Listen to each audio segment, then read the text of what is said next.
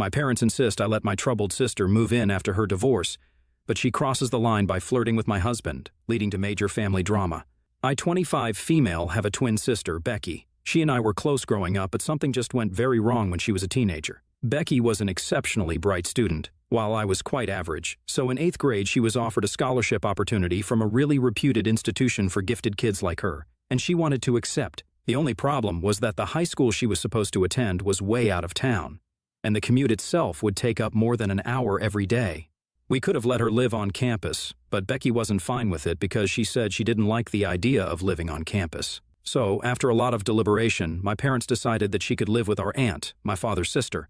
My aunt didn't have any kids of her own and had never married, so my father had been a little wary of sending Becky to live with her, since he wasn't sure if she would be able to handle the responsibility. But my aunt herself had volunteered to take Becky in and let her live with her so she could attend the school she wanted to and wouldn't jeopardize her future.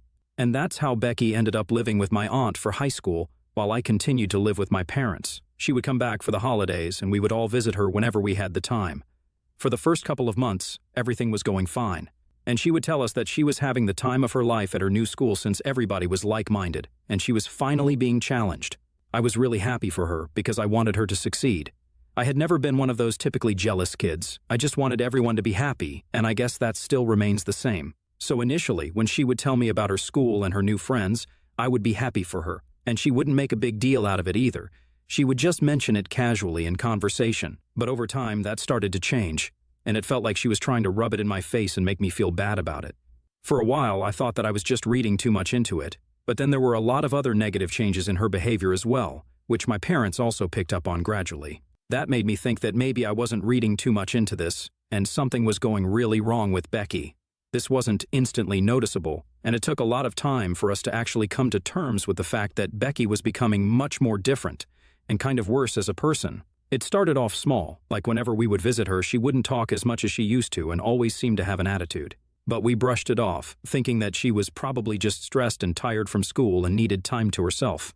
My aunt also said the same thing, and we were satisfied with that explanation. But then more time passed, and she would get snappy and cranky at us for absolutely no reason. My parents were also told that her grades were slipping and she was becoming quite troublesome to have in class. That was in her junior year, and that's the point around which my parents really started to get worried. They had been talking about bringing her back home for quite some time, but she was straight up refusing to come back because she wanted to be amongst people like her and didn't think that she would ever fit into the high school that I went to, which was quite an insult for me, if I'm being honest. Anyway, the final straw was when my parents were contacted in the middle of the night by my aunt, and she claimed that Becky had stolen a bunch of cash and disappeared. There was a police search, and she was found just half an hour after the phone call trying to purchase drinks, even though she was underage. She was let off with a warning, but my parents decided that they had had enough, and it was time to bring her home. Becky was very unhappy about it and made sure that she put up a really good fight. She was even more rebellious than she had been before. She protested a lot, but my parents had enough, and they forced her to come back with us and start attending the same high school that I used to go to. They also pushed her into therapy because clearly something had gone wrong while she had been living with my aunt. At first, we had honestly assumed that she hadn't been able to compete with the kids at her school and had finally snapped and broken down because when she came back, she was really difficult to deal with. She refused to cooperate with anyone, be it our parents or even the teachers at our school. She would be nasty to our classmates and would constantly skip class, and even though I couldn't prove it to my parents, I had seen her smoking a little distance away from the school building several times. She had turned into the complete opposite of what she used to be, and it had been a slow but drastic change. So, of course, my parents thought that therapy would be the best way to go forward so we could at least get to the bottom of what really had gone wrong while she was living with my aunt. We had expected the problem to be the school or bullying, but unfortunately, it turned out to be my aunt herself. So, apparently, my aunt was what one could refer to as a helicopter parent. While in therapy, Becky was able to open up, and she claimed our aunt was really overbearing and simply too controlling. She would pretend to be normal whenever we came around to visit her, but the second that we left, she would turn back into her usual self and try to control every single aspect of her life. She said that she was forced to study every single second that she was at home because everything else was apparently just a waste of time. She was not allowed to go out with her friends or do anything apart from studying while she was at home. Even when she would have lunch or dinner, my aunt insisted on playing something educational instead of letting her watch something fun. It was really frustrating for her, so she started to act out in other ways. But she wasn't willing to come back to us either because that would mean giving up on the opportunity of a lifetime. And she didn't want to go to a normal public school because that would mean demeaning her own capabilities. Our aunt had told her several times that apparently our grandparents had never recognized her talent or intellect, even though she had also been a gifted child. Because her parents had never recognized that she was special and different, they never treated her differently either, and she ended up with a boring job that didn't even pay enough. She claimed that she could have been doing so much better if her parents had actually bothered to put in the time and effort to do something about how intelligent she was and invested in her. She had drilled the fear of failure into Becky and made her very paranoid, which is why she had refused to come back home with us the first time around. She believed that if she gave up on this school, it would spell nothing but failure for her in the future, and so she tried to keep up, but the pressure was just getting to her. She started thinking about drinking and sneaking off to go out with her friends to let off some steam, but she got caught in the process, and now she was back here with us. She said that she regretted everything because she had let go of a brilliant opportunity to actually make something of herself, and now she knew that she was doomed to failure. So she didn't even see the point of trying to do better anymore, and had completely given up on herself. It was clear to us after that our aunt had really done a number on her, but the worst part was when a couple of years passed with minimal improvement in her behavior, and Becky was then diagnosed with narcissistic personality disorder. I couldn't say that I was surprised, but it was heartbreaking to know that our aunt had actually led to her developing such a serious disorder that was going to affect her for the rest of her life. Our parents were obviously devastated because they blamed themselves for even allowing our aunt to take over and letting Becky stay with her. However, I didn't think it was completely their fault because they had noticed all the signs and tried to get Becky back home, but she was the one who had refused.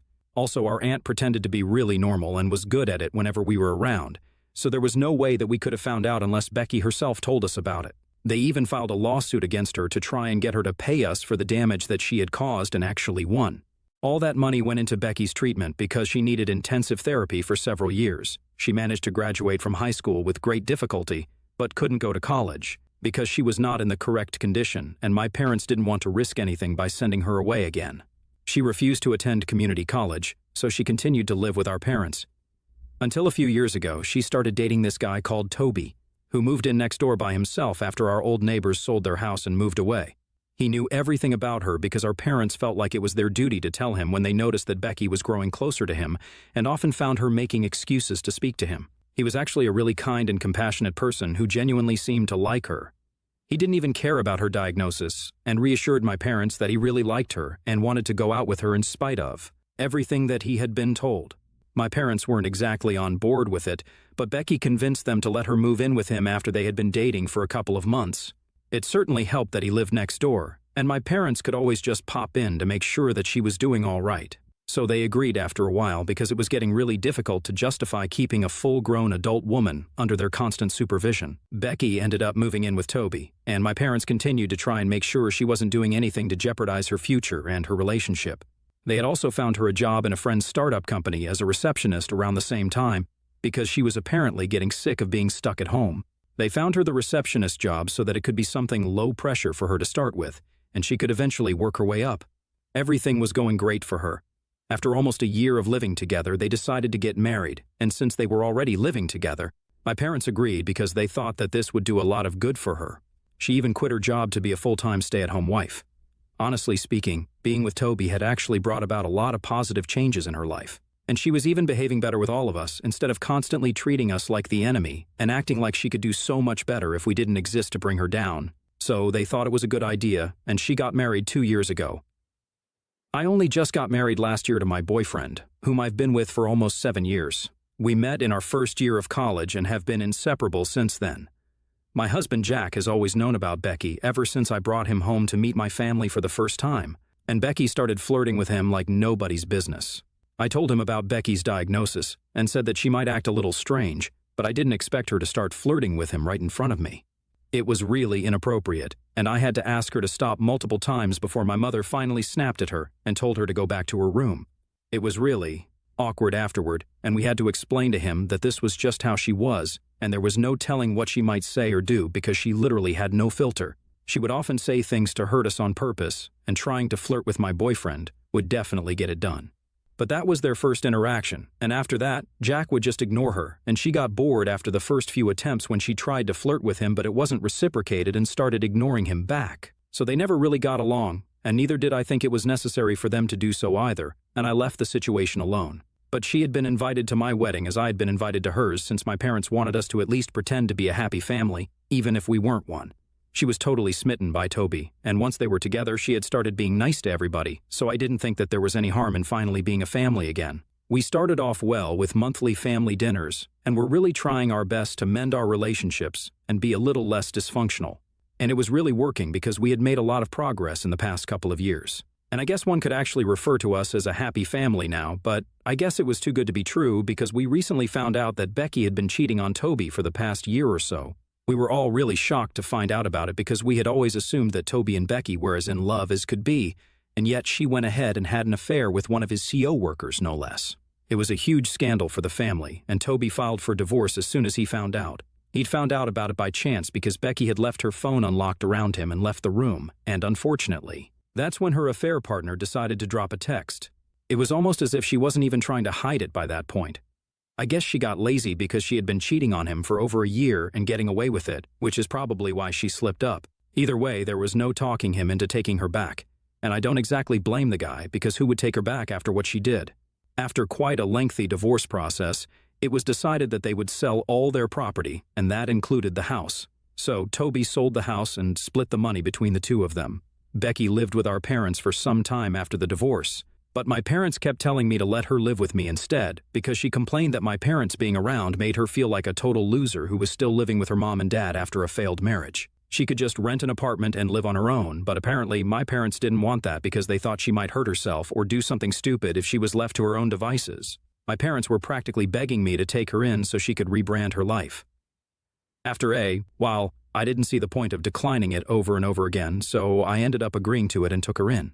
I honestly felt bad for her because every time I would visit my parents' house after the divorce, she would just be lurking in the shadows like a ghost of her past self, and it was pretty pathetic to see.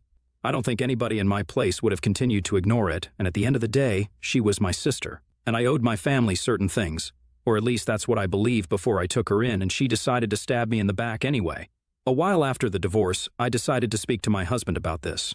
We had quite a few discussions regarding Becky and the living arrangements that my parents had been suggesting, and we decided that we were okay with it. Because if it was going to help with self-esteem and make her a better person somehow, then I was all for it. So, we took her in.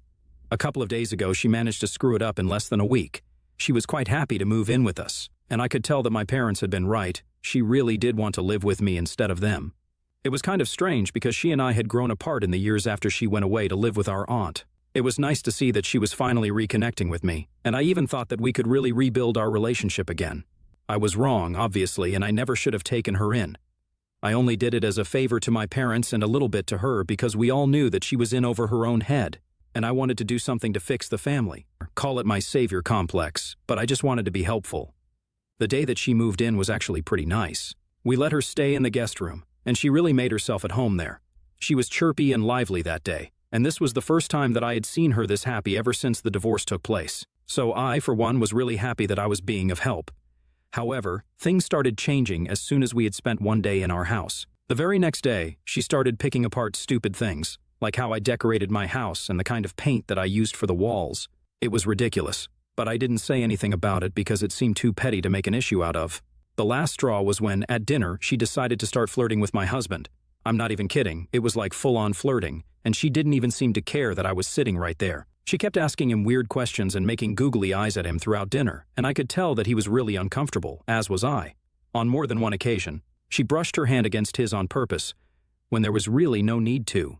I was actually speechless, and my husband and I left the dinner table as soon as we could without even bothering to finish our dinner. We went to our room for a bit and immediately decided that she had to go because there was no way that I was letting Becky live under my roof and flirt with my husband. It was just not going to happen, and she would just have to go back to living with our parents. If that affected her mental health, then tough. But that's not my problem because she's not my daughter. I tried to do something nice for the family by taking in a nutcase like her, but obviously there is no fixing people like this because they're always just going to be ungrateful. I should have known that, but I guess the human part of me really did feel bad for her and wanted to make her feel better because she is my sister. After we were done with dinner and our conversation, I called my parents and told them what had happened. I expected them to be just as outraged as I was and demand I send her back immediately. A third move back to her parents' place would just be devastating for her, and she would go back to moping and sulking all the time. They didn't want that for her and told me that I could either just deal with it or I could let her have this house and move somewhere else. I didn't even know what they meant by let her have this house because that's not how things work. You can't just let people have things that don't belong to them, and that applies to both husbands and houses. Anyway, I told my parents that they were being ridiculous and they had to take her back in, but my parents said that I was overreacting and that it was apparently no big deal because as long as I trusted my husband, I had nothing to worry about. As for my sister, she was going through a really difficult time, and I should just overlook all the strange things that she was going to say or do and just keep her around because, as part of the family, I owe this to them, and I have to help out. That's when I snapped at them and told them that I didn't really owe them anything because this was their daughter, not mine, and it was their responsibility to take care of her. Earlier, I did think that I owed them something, which is why I brought her in, but now that it backfired, I wasn't going to entertain it anymore. It just didn't make sense. My parents and I went back and forth for a couple of minutes, after which they told me that I could either get a new home or just put up with my sister because I had already taken her in and they were not going to force Becky to relocate once more just because I was insecure. And then they hung up without giving me a chance to reply. My husband and I were really mad because this was insanely entitled, and I couldn't believe that they actually thought that this was going to work. We went back out into the living room where Becky was and decided to tell her that the way she had behaved was extremely inappropriate and we were not comfortable with her living with us anymore. Her reaction to that was nothing short of crazy and she instantly started screaming at me, accusing me of being jealous of her all my life. She said that the only reason she had even wanted to move in with us was because she wanted to be closer to my husband and not me. Apparently, she had seen the way he used to look at her whenever we would come over during or even after the divorce, and she knew that he wanted to make a move, but I was the only one who stopped him from doing that. So, she had taken it upon herself to move in with us and make it easier for him to confess his feelings. My husband and I were actually dumbstruck when she said that because of the sheer incredulity of it. A few seconds later, my husband told her to get out and never come back, and that's when she seemed really surprised because she hadn't seen this coming. She tried to seem indignant and said that she knew what she had witnessed, and he was only trying to cover up his tracks now because he didn't want to mess things up with me. I lost my temper and I screamed at her to get out, so she screamed right back and told me that she was leaving anyway because she had no interest in living with us since we were nothing but a bunch of losers. So she packed her things up quickly and left. We didn't know where she went, and after that, we just wanted a quiet night, so we went to sleep. But unfortunately, my parents have not been able to find her yet since she hasn't been answering any calls and she definitely didn't go to their place, so we basically have no idea where she is. Long story short, my parents are blaming me for it. They think that my husband and I made this happen, which is really unfair, but I do feel kind of guilty because had we been a little kinder to her, then maybe this wouldn't have happened. So, AITA for kicking my narcissistic sister out of my house? Update 1. Okay, so it's been a few days since my post here, and I just wanted to tell you guys that we found her. Becky had been crashing at a friend's place who lives a little out of town, and that's why we hadn't been able to trace her. But she is okay and just as delusional and crazy as ever. When my parents found her, she refused to come back with them because she claimed that she was too good to be living with her family anymore and wanted a place of her own. She said that she was sick of relying on people, first on Toby and then on my parents, so she wanted a home of her own. And guess what? My parents agreed to it. Of course, there has been no apology to me yet or my husband. My parents just put all this in a message and told me that I should be grateful that nothing bad had happened to her. They told me that they would be buying her a new apartment at the earliest so she could save her own money and start afresh. Now, I don't know why they thought that this was a necessary detail for me to know, but it's great that they told me, so now I know exactly where I stand. Clearly, my happiness is not very important to them, and at least now I know that. Update 2, it happened. They got her a new apartment. At least this time they didn't text me in person to tell me about it. I found out from a bunch of our friends because she was posting about it relentlessly on social media. After we kicked her out, she had blocked us everywhere, probably out of embarrassment because of the crazy incident. Either way, I don't mind it at all. My friend said that I don't really know what she's up to because she's just not worth my time. I tried to be nice to her, but that blew up in my face magnificently. Now I'm done, and I don't want to ever have any interaction with her again. She's just not worth my time and energy. My parents and I still haven't spoken, and I guess they still think that I'm responsible for Becky going missing for those couple of days. Even though nothing really happened to her and she got her way in the end. She should probably be happy that I kicked her out because that's what got her the new apartment. Either way, my husband and I are doing great, and he's my only family as of now. Hey, so it's been 1 month since Becky came over, flirted with my husband, and got herself kicked out of my house promptly. And then, like you all know, my parents bought her a new apartment to live in with their money instead of the money from the alimony because they wanted her to be able to save. It's crazy that it's been such a long time since then. And yet nothing seems to have changed with either Becky or my parents. Neither of them has gotten back to me to apologize, and I have stopped holding out hope that they will at any point. Some people are just too selfish to think about anybody else apart from themselves. And I should know that. Becky actually was a narcissist.